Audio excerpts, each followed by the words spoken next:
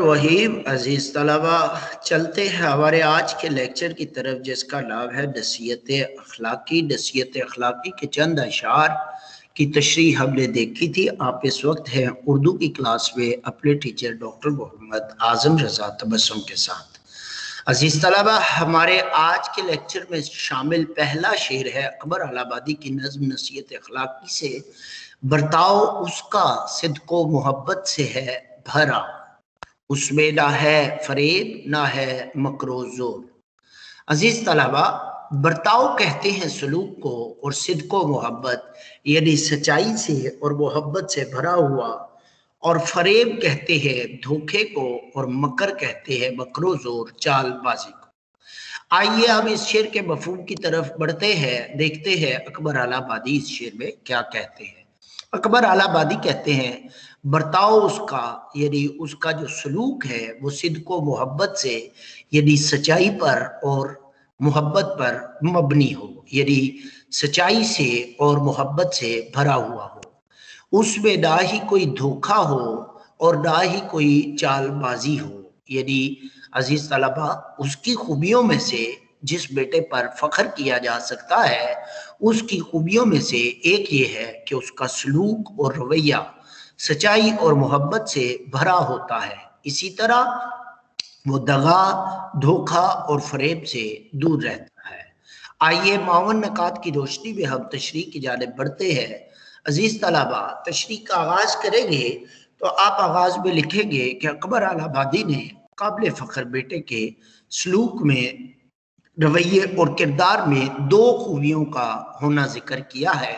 वो कहते हैं कि दो खूबियां होनी चाहिए। नंबर एक कि उसके सलूक और रवैये में सच्चाई हो, सिदक हो, और दूसरा मोहब्बत और उन्स हो। अजीज तलबा, इंसान के किरदार में सबसे बड़ी खूबी ही ये है कि वो सच्चा हो, उसके अंदर सच्चाई कूट कूट कर भरी हो। अल्लाह ताला ने कुरान मजीद फुरकान हमीद में सच बोलने वालों के मुतल्लक फरमाया, इन्नल्लाह माअस सादिकीन, कि बेशक अल्लाह ताला सच बोलने वालों के साथ है। अजीज तलबा, बेशक अल्लाह ताला सच बोलने वालों के साथ है। नबी करीम सल्लल्लाहु अलैहि वसल्लम की जिंदगी का भी मुशाहिदा करें तो आप देखिए, आप सल्लल्लाहु अलैहि वसल्लम ने बचपन से जवानी तक अपने अंदर दो किरदार पैदा किए। यानी दो किरदार आप सल्लल्लाहु अलैहि वसल्लम के ऐसे हैं, दो औसाफ ऐसे हैं कि जिनको आपके दुश्मनों ने भी नहीं जुटलाया बल्कि इतराफ किया। उनमें एक सादिक और दूसरा अमीन।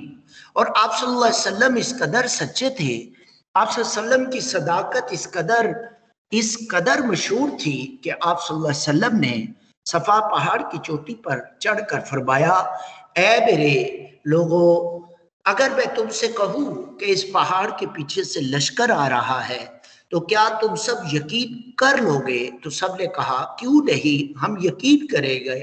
अल्तसादिकुन, कि तू सच्चा है, वाबीदुन, और अमानतदार है, और हमें इस बात का एतराफ है कि तू अगर कहेगा तो सच कहेगा। अजीज तलबा, आप सल्लल्लाहु अलैहि वसल्लम की अमानत का ये हाल था कि कुफार, उस वक्त भी कुफार की अमानतें आप सल्लल्लाहु अलैहि वसल्लम के पास थी जब वो आपकी जान के दुश्मन बने हुए थे, लेकिन उन्हें यकीन था, इस कदर यकीन था क्योंकि आप सल्लल्लाहु अलैहि वसल्लम के औसाफ में सदाकत और अमानत, दो औसाफ बहुत ज्यादा दिखाई देते हैं। अजीज तलबा, इस तरह से हमारे लिए आप सल्लल्लाहु अलैहि वसल्लम की जिंदगी हुस्वा-ए हसना है और काबिल हुस्वा-ए हसना है। एक ऐसा बेटा जो काबिल फख्र हो सकता है वो वही हो सकता है जो आप सल्लल्लाहु अलैहि वसल्लम के हुस्वा-ए हसना को अपनी जिंदगी में अपना ले। शायर कहता है, पढ़ती है तो पढ़ ही जाए, पढ़ती है तो पढ़ ही जाए, उसकी शिकन उसकी जबीन पर, पेशानी पर। सच्चाई का इजहार तो करना ही पड़ेगा, सच्चाई का इजहार तो करना ही पड़ेगा। अजीज तलबा, दूसरी खूबी बताई कि मोहब्बत।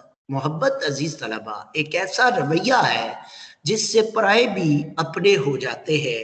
गुफ्तगू और किरदार से मोहब्बत की खुशबू जब आए तो इंसान का दिल करता है कि दूसरे इंसान से मुलाकात करे।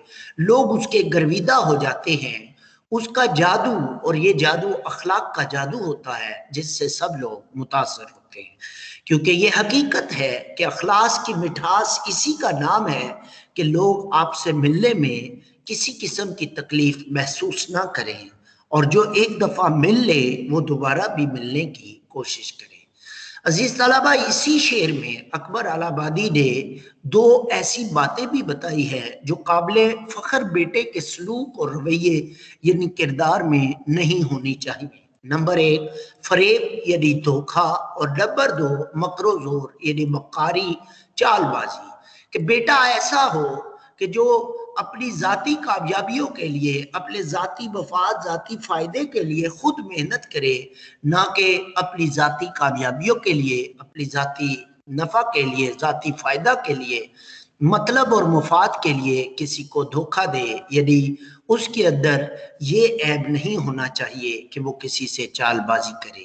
عزیز طلبہ، اس کا ظاہر اور باطن یعنی ایک جیسا ہو، اور قابل فخر وہی بیٹا ہوتا ہے جس کے دل کے آئینے پر دنیا کی لالچ اور گرد نہ ہو، یعنی اس کے دل کا آئینہ دنیا کی لالچ اور گرد سے آلودہ نہ ہو، دل کا آئینہ صاف ہو، کیونکہ انسان دھوکہ تبھی دیتا ہے جب وہ دنیاوی لالچ کا مارا ہوا ہو، خواہشات کا غلام ہو۔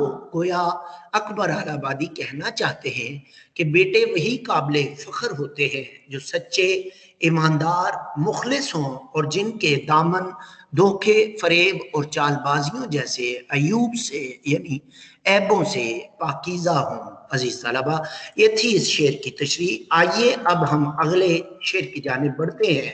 ہمارے آج کے لیکچر کا اگلا شعر نصیحت اخلاقی نظم، شاعر ہیں اکبر الہ آبادی، لکھتے ہیں: افکار والدین میں ہے دل سے وہ شریک، ہمدرد ہے، معین ہے، اہل شعور ہے۔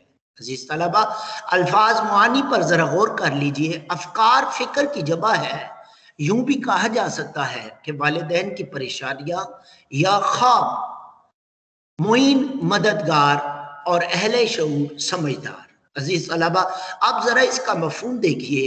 افکار والدین میں ہے دل سے وہ شریک، یعنی وہ اپنے والدین کی پریشانیوں اور فکر بندیوں میں خلوص دل سے شامل ہوتا ہے، ہمدرد ہے، ان سے انس کرتا ہے، معین ہے یعنی ان کا مددگار بن کے ان کا بوجھ ہلکا کرتا ہے، اور اہل شعور ہے یعنی ہر معاملے میں حکمت و دانائی سے کام لیتا ہے۔ عزیز طلبہ، آئیے معاون نکات کی روشنی میں اس شعر کی تشریح کو دیکھتے ہیں۔ عزیز طلبہ، اکبر الہ آبادی نے اس شعر میں ان 5 صفات کا ذکر کیا ہے جن سے اس کے گھر کا ماحول پیارا ہو سکتا ہے۔ قابل فخر بیٹا اکبر الہ آبادی کے نزدیک اس میں یہ کوالٹی ہو کہ وہ والدین کے افکار میں شریک ہو، یعنی والدین کی فکر میں، پریشانی میں شریک ہو اور ان کی پریشانیاں دور کرے۔ اور یہاں پر یہ ضروری ہے عزیز طلبہ کہ وہ دل سے شریک ہو، سچائی اور خلوص شرط ہے، یعنی خود کو بھی دھوکہ نہ دے اور اپنے والدین کو بھی دھوکہ نہ دے۔ عزیز طلبہ، ہمدرد کا لفظ ذکر کیا کہ وہ ہمدرد ہو، یعنی والدین کے دکھ درد کو اپنا سمجھتا ہو، ان کا غم ہلکا کرتا ہو اور انہیں دلاسا اور تسلی دیتا ہو، یعنی جب والدین پریشان ہو وہ ابا جی کے پاس، اماں جی کے پاس بیٹھے، کہے ابا جی آپ پریشان نہ ہوں، اماں آپ پریشانی نہ کریں، میں اس مسئلے کو حل کر دوں گا، انشاءاللہ اس کا کوئی حل مل جائے گا۔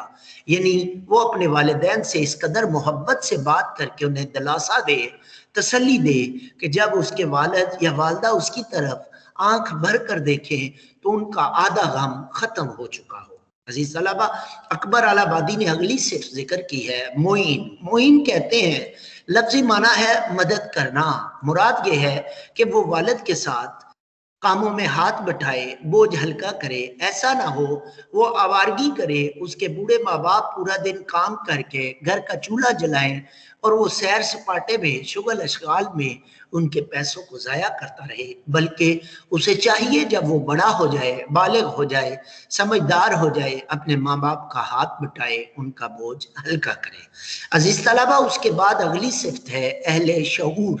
اہل شعور کا معنی ہے سمجھدار ہو، یعنی ایسے بیٹے پر فخر ہوتا ہے جو فہم و فراست والا ہو، جذباتی نہ ہو، کیونکہ عزیز طلبہ جذباتی ہونے کا سب سے بڑا نقصان یہ ہے کہ انسان اپنی زندگی کے فیصلے بہت جلدی لینے لگتا ہے، یعنی فوراً فیصلہ لیتا ہے، اور فوراً فیصلہ لینا عزیز طلبہ اس کے حق میں نقصان دہ ہوتا ہے، کیونکہ جلدی کا کام یقیناً خرابی کا ہوتا ہے، اور حدیث مبارکہ کے الفاظ ہیں کہ جلدی کا کام شیطان کا ہوتا ہے، کہ جلدی میں ہمیشہ شیطان ہوتا ہے۔ سمجھدار بچہ ہمیشہ سوچ سمجھ کر فیصلہ لیتا ہے، یوں انسان جب جلدی کرتا ہے تو اپنی زندگی میں غلط فیصلے لینے لگ پڑتا ہے۔ عزیز طلبہ، اہل شعور ہونے کا ایک اور مفہوم یوں بھی سمجھا جا سکتا ہے کہ سمجھدار انسان وہ ہوتا ہے جو اپنے ساتھ سنجیدہ ہو، یعنی اپنے ساتھ مخلص ہو،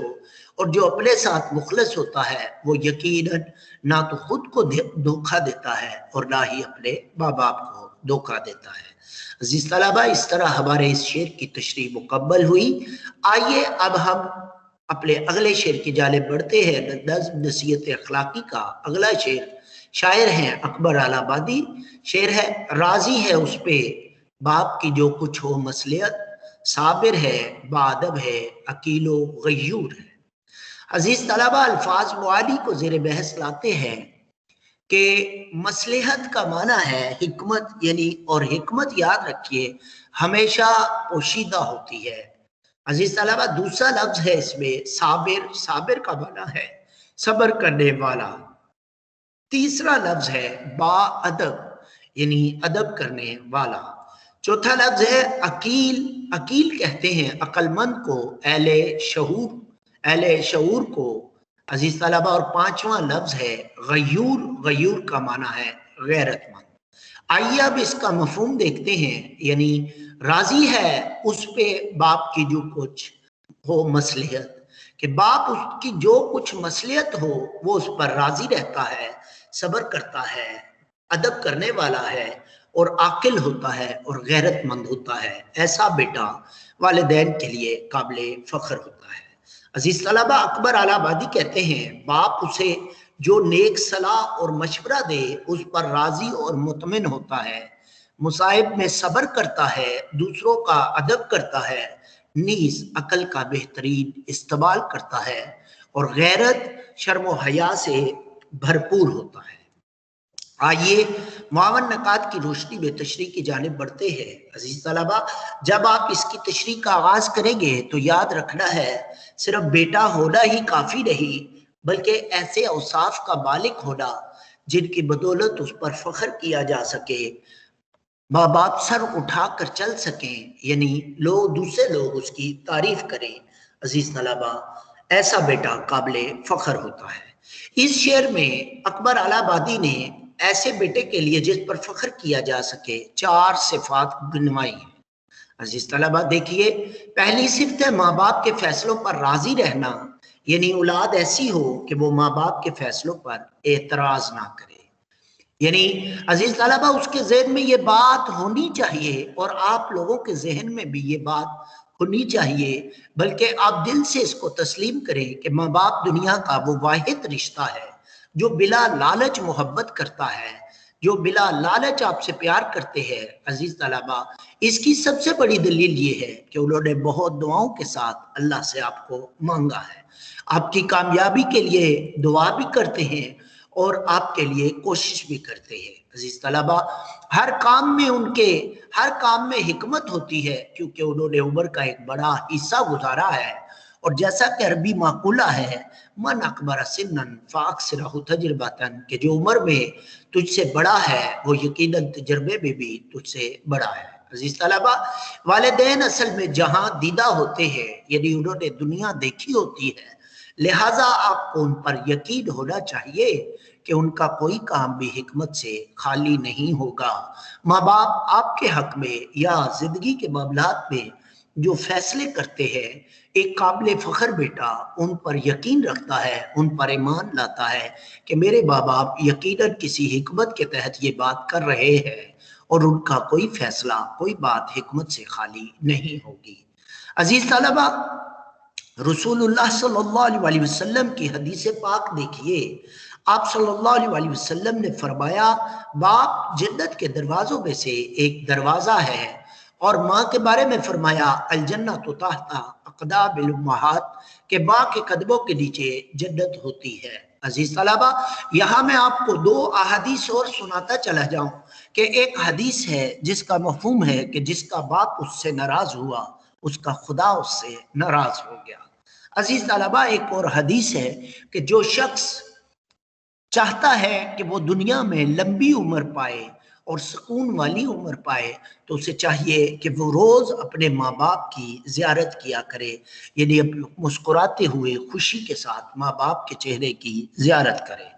عزیز طلبہ، آئیے آگے بڑھتے ہیں۔ اس شعر میں ایک لفظ ہے صابر۔ صابر سے مراد ہے، اکبر آبادی کہتے ہیں کہ بیٹا ایسا ہی قابل فخر ہے جو صبر کرنے والا ہو، یعنی اسے جو نعمتیں میسر ہوں ان پر شکر اور صبر سے کام لے، یعنی جو نہیں ہیں ان کے لیے صبر کرے اور جو میسر ہے ان پر شکر کرے، کسی چیز کے لیے ضد نہ کرے اور نہ ہی ذاتی خواہشات کو پورا کرنے کے لیے نافرمان بنے یا ضدی بنے۔ عزیز طلبہ، قرآن مجید فرقان حمید جو کہ ہمارے لیے مکمل ضابطہ حیات ہے، اس میں فرمایا گیا انسانی نفسیات کو سامنے رکھتے ہوئے قرآن فرماتا ہے مالکم و اولادکم فتنہ، کہ تمہارا مال اور اولاد تمہارے لیے قابل آزمائش ہے۔ کہیں آپ ضد کریں اور آپ کی وہ ضد پوری کرنے کے لیے ماں باپ کسی غیر شرعی کام میں یا ناجائز کام میں یا اللہ کی نافرمانی میں مبتلا نہ ہو جائیں۔ عزیز طلبہ، اس لیے قابل فخر بیٹا وہ ہے جو صبر کرتا ہے اور صابر ہوتا ہے۔ عزیز طلبہ، اسی شعر میں ایک لفظ ہے با ادب۔ با ادب کا معنی ہے ادب کرنے والا، اور جیسا کہ نسلوں کا، قوموں کا اور بزرگوں کا تجربہ کہتا ہے با ادب با نصیب بے ادب بے نصیب، کہ با ادب آدمی کو اللہ تعالیٰ سعادت سے محروم نہیں فرماتا اور بے ادب آدمی ہمیشہ سعادت سے، عزت سے محروم رہتا ہے۔ عزیز طلبہ، اسی شعر میں ایک لفظ ہے عاقل۔ عاقل ہو یعنی قابل فخر بیٹا وہ ہے جو عقل سے کام لینے والا ہو، ہر معاملہ میں سوچ بچار سے کام لے کر چلے، یعنی سوچ سمجھ کر فیصلے کرے، جلد باز نہ ہو۔ عزیز طلبہ، مزید آگے چلتے ہیں۔ ایک آخری لفظ ہے غیور۔ غیور کا معنی ہے غیرت مند۔ غیور کہتے ہیں غیرت مند ہو، یعنی بیٹے میں غیرت ہو۔ عزیز طلبہ، غیرت کا مفہوم یہ ہے کہ بیٹا کوئی ایسا کام نہ کرے جو اس کے معیار کا نہ ہو۔ انسان کی غیرت اسی بات کی متقاضی ہے کہ انسان اپنے معیار سے گری ہوئی کوئی کام حرکت نہ کرے، یعنی کوئی اگر اس کے ساتھ برائی کرے تو یہ نہیں ہے کہ برائی کا بدلہ برائی سے دے۔ عزیز طلبہ، یہ غیرت نہیں کہ کسی نے آپ کو برا کہا اور آپ فوراً اس کے کہنے پر برا بن گئے، بلکہ آپ اپنے کردار سے، اپنے ماں باپ نے جو آپ کی تربیت کی ہے اس کا ثبوت دیں، یعنی کوئی ایسی برائی نہ کرے جس سے نام و نسب کو داغدار کیا جا سکے، ایسا کوئی برا کام نہ کرے۔ غیرت یہی ہے۔ غیرت یہ ہے کہ آپ اپنے معیار سے مت گریں، ہر لمحہ اپنی عمدہ تربیت کا اپنے کردار سے ثبوت دیں۔ عزیز طلبہ، اسی کا نام غیرت ہے۔ آئیے اگلے شعر کی جانب بڑھتے ہیں۔ یہاں تک اس شعر کی تشریح مکمل ہوئی۔ ہمارے آج کے لیکچر کا آخری شعر ہے جو کہ تشریح میں شامل ہے، وہ ہے رکھتا ہے خاندان کی عزت کا وہ خیال، نیکوں کا دوست صحبت بد سے نفور ہے۔ عزیز طلبہ، یہاں پر اس شعر میں جو قابل غور لفظ ہے وہ ہے صحبت بد، یعنی بری صحبت، اور نفور کا معنی ہے نفرت کرنے والا۔ آئیے ذرا اس کا مفہوم دیکھتے ہیں۔ اکبر آبادی کہتے ہیں کہ قابل فخر بیٹا وہ ہے، یعنی اس بیٹے پر فخر کیا جا سکتا ہے جو اپنے خاندان کی عزت کا خیال رکھتا ہے، یعنی وہ اچھے اور نیک لوگوں کو دوست بناتا ہے، یہی نہیں بلکہ برائی اور برے لوگوں کی دوستی سے دور رہتا ہے، کنارہ کشی اختیار کرتا ہے۔ آئیے معاون نکات کی روشنی میں اس شعر کی تشریح کی جانب بڑھتے ہیں۔ عزیز طلبہ، اس شعر میں ایسے کام بتائے گئے ہیں جس سے خاندان کی عزت میں اضافہ ہوتا ہے، اور یہی نہیں بلکہ ایسے کام بھی بتائے گئے ہیں، یہ ایسی دو باتیں بتائی گئی ہیں جس سے اس کی اپنی عزت میں بھی اضافہ ہوتا ہے۔ عزیز طلبہ، اگر آپ تاریخ اٹھا کر بڑے بڑے خاندانوں کو کھنگالے، نامور خاندانوں کی ہسٹری کا مطالعہ کریں، تاریخ کا مطالعہ کریں، تو آپ کو ایک بات سب میں کامن نظر آئے گی، یعنی قدر مشترک نظر آئے گی کہ ان شہرت پانے والے خاندانوں میں کوئی نہ کوئی ایسا بچہ موجود تھا، کوئی نہ کوئی ایسا بچہ موجود تھا جو سب سے جداگانہ تھا اور جس نے اپنی تاریخ آپ رقم کی، اور وہی بچہ ان خاندانوں کی شہرت کا سبب بنا۔ عزیز طلبہ، زندگی بڑی منزل کے مسافر کی طرح گزارنی چاہیے، ایسا مسافر جو راستے کی مشکلات سے نہیں گھبراتا۔ تبھی ممکن ہے کہ آپ اپنے والدین کی، اپنے خاندان کی اور اپنی ذاتی عزت میں اضافہ کر سکیں، اور یہی نہیں بلکہ آپ رہتی دنیا تک اپنا نام چھوڑ کر جا سکیں۔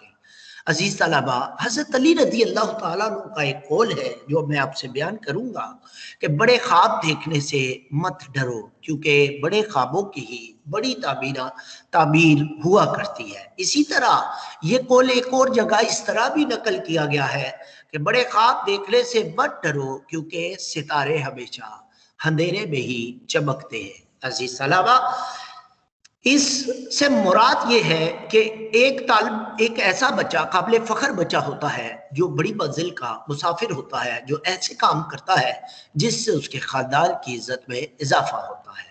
عزیز طلبہ، اس شعر میں اب مزید قابل غور بات ہے، صحبت کا لفظ ذکر کیا گیا ہے۔ صحبت کا معنی ہے دوستی، اور پھر کہا گیا ہے کہ قابل فخر بچہ وہ ہے جو اچھوں سے دوستی رکھتا ہے اور بروں سے کنارہ کشی اختیار کرتا ہے۔